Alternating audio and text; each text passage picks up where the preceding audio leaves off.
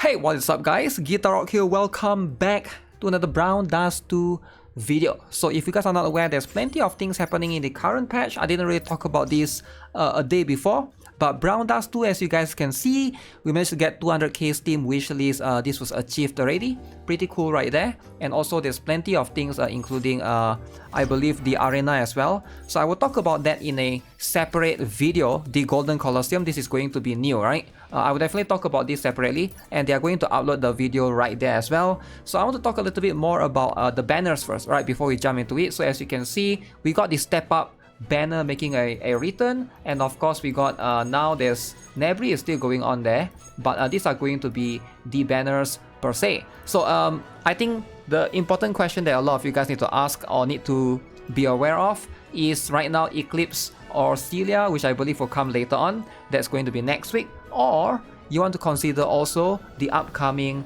characters. Alright, let me bring up the roadmap. Some of you guys might not be aware of this, but if you guys check out my previous video, this is what the Brown Dust 2 2.5th anniversary calendar is going to be like. So I want you guys to be aware of a couple of things. Let me see if I can zoom in a little bit more, right? Oops.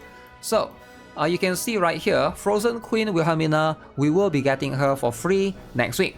That's going to be a good thing, right? And then alongside with that, Prestige skin for the Bunny Zenith, Darien will also be coming next week with 16. I mean the week after that, I guess, right? So this is going to be very, very interesting. We got Frozen Queen Wilhelmina, and of course Bittersweet Bunny Darien, and then Shadow Bunny Elena. Seems like we are going to have quite a number of I guess we'll have two characters at the same time. Wilhelmina is going to be free, so you don't have to pull for her, but you have to be worried about, in this case, Darien and of course Elena. And then tier is going to be happening near the end of December, right? That's going to be towards 30th of December and January as well. So one thing to take note of is Bunny Eclipse right now will be available, and then Celia will be the following week after, right? These two are going to be the important one, alongside with Loen. So Loen, and it seems like Loen and Celia will be happening at the same time, alongside with the regular Zenith right here, with Overheat Livia, with Ventana. That's going to be a very interesting one. So quite a lot of things, as you can see, are happening, right? So to give you guys a perspective, or to give you guys a gauge, it's going to be very difficult because at the end of the day, there's a lot of characters that's coming. So we got two new characters right here, right? Alongside with that, let's talk a little bit more about in context of right now, Eclipse, Celia, and I guess Loen, right? Who do I think is going to be the better one? You can take advantage of this particular costume draw. This will guarantee you the character at least one copy. So let's first talk about the stopping point for Eclipse. I'll just jump into this, and then we just talk about in terms of Eclipse right now. So Bright Eclipse, alright, so keep in mind there's 4 costumes for Eclipse, right? This is going to be one of it. This is the limited one, the Bunny Eclipse, and then we got the Swimsuit Eclipse, alright, and then this is the default Eclipse, and then we also got the Bright Eclipse, which is free, right? Now first things first, if you have the Bright Eclipse, which everybody gets for free previously, if you guys did play it during back then, if you miss out on this, it's going to be a little bit unfortunate. I don't know when this one will come back, but we got this for free as a +5 character. Now this is a very, very strong costume overall. As you can see, it is going to be able to hit in a very unique tile range. It's like a heart shape sort of, and it does a lot of damage only one time, right? But you can see right there, this is by far going to be one of the more flexible costumes that she will have. Now obviously, to add into this, her strongest costume, her strongest DPS costume is going to be this particular one, the Swimsuit Eclipse, right? So Eclipse is going to be the strongest dark type DPS character right now in the game. So by far, she is going to be a very, very strong one. So the important costume is going to be this one, if you have this one, and then you can rotate alongside with this one. Now unfortunately, despite this particular costume being the strongest, alright, this is going to basically do the most damage. You can see this one is 450%, but it hits twice, right? Because it hits 2 times, so it's going to be 900%, as opposed to this one, which only did 625%. This one, because the cooldown is so high, 11 turns, in most battles you can pretty much only use this once. Maybe if you can get lucky in certain situations, like maybe guild raids, right? Where You can use the robot to basically like reset your skill. You can use this twice. Sure, there are going to be some situations like that, but where this particular costume shine is going to be in those situations, and also in the campaign, right, where you are just going to one-shot the enemy in your 3x3 tile range. Now, because these two are so good and so strong, right? Ideally, that makes Bunny Eclipse even more important, because this is going to be the costume that gives you back SP, right? The SP is going to be a very good return for her. So if you guys are not aware, the Bunny Eclipse, this one used to be her best costume, right? Basically, back then, when she only has this default costume and this one, and then they added the swimsuit and the wedding Eclipse later, right? But back then, when she first came out, this costume was insane. It does a lot of damage, and then, you know, it also does a lot of things. It gives you back a lot of SP as well. And you can see right here, can also reduce enemies' magic resistance. So ideally, I would suggest you guys to get this if you already have this particular Eclipse and this particular Eclipse. Her value, this is going to complement her as a whole. I would highly recommend you guys to get this. If you guys can see +3, I mean plus...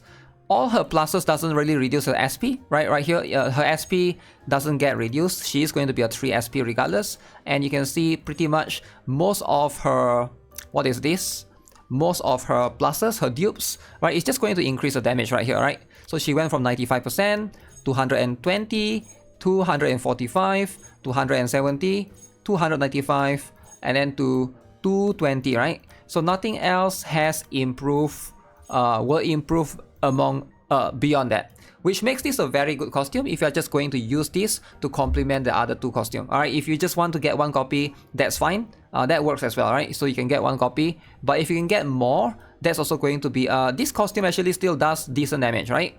But again, because the other two costumes are going to be the main source of the damage, so you might be able to get by without having high dupes of this. Alright, you can get this at +0 and just call it a day. Alright, if you want to get none of her plus are going to increase her damage significantly, or it doesn't change anything. And I do think that that's a good thing, right? So that means you're not too inclined to get multiple copies of that particular Eclipse. So what about Celia then, right? So Celia is going to be quite important if you're looking to tackle a lot of the stuffs that basically is going to be reliant in terms of like guild rates, or even in, ooh, that's loud, either in a situation of guild rates, or most likely in a situation of trying to do Fin Hunter, right? So she's very, very strong. She's there to be I guess her role is much more of a debuffer or chain stacker to basically debuff the enemies, increase the chain, alright? So the important costume for Celia is going to be this particular one. This is the main costume, and then of course this particular one, right? The bunny Celia. Now, a good stopping point will be +4 for now, alright? If you cannot get to +4, at least get her to +1. I mean not +1, let's see, chain reinforcement. So you want to, +1 is going to get her SP down, alright? That's going to be very, very important, alright? And then the +4 is going to make these 4 turns to 6 turns, alright? Now again, the +4 is only useful if you also have the other third costume, which is going to be this one, right? So therefore, when she activates this particular one, right? So she is going to be able to apply that chain on herself to the two other costume. But if you only got the other one costume, then, you know, +1, at least, I would say go at least +1. +4 is going to be kind of recommended, but I can see how it can be a little bit expensive, especially in the situation where you are really, really tight on the budget, because there's a lot of characters and there's a lot of banners that you need to pull, right? So I'm not sure how strong these other few ones are, including Darien, Ilenia, and of course Tyr, right? Not too aware how strong they are, but if you don't have a lot of these characters, it's going to be a little bit tight, right? Also, in my opinion, Loen seems to be, I do think that she's probably going to be of higher value for now. Alright, so let's talk a little bit more about this particular costume, which is Bunny Loen's one. So this particular costume, in my opinion, is going to be better than the other two. Alright, now some might argue that, okay, Celia is also going to be important because she's a debuffer, right? And I would say, yeah, in some situations, yes. But Loen, because she's going to be the strongest, she's going to be the strongest fire DPS character, right? So I would say like her value is quite high. And because she's a DPS, getting her up to +5 is going to be, as high as she can, is going to be very, very important. +1 is going to reduce her SP right there. You can see right there, right? So +2, +3, +4, +5 is just going to straight up increase her damage. And she works in a way where the more enemies she hits, the more her damage scales even higher. So I do think that Bunny Loen is someone that you definitely want to consider. It's going to she has been quite relevant for the last couple of patches actually, right? So ever since she came out, she's pretty much the go-to in terms of the fire DPS. Alright, if you look at in terms of the situation of using her in almost all the fire rates, right? For magic, she's a magic fire character, whereas Latrice is going to be the physical go-to, right? She's the strongest one right now. The other two costume, I would say, you can probably get away with not having this costume if you have this one and this one, but still, this one is just insane in a lot of boss situations, especially because she can hit multiple tiles. So if you're asking me which one you want to go for, probably Loen is going to be much more expensive as well, right? So right now, in my opinion, if you have to choose, right, I'm definitely leaning slightly towards Loen. Now Celia, you can start at +4 if you want to, right? You can get Eclipse at +0, but Loen, if you can get her to +5, she will help you a lot, and she's really, really strong in a lot of situations as well, not just in Fiend Hunter and stuff, but in situations like in campaign, alright, or in Evil Castle right now. And I'm not too sure if she's strong in PvP. I need to try out the stuff, but for the time being, you most likely are not going to use her in PvP because her SP is high. I'm talking about the new mode, right, the Golden Coliseum one.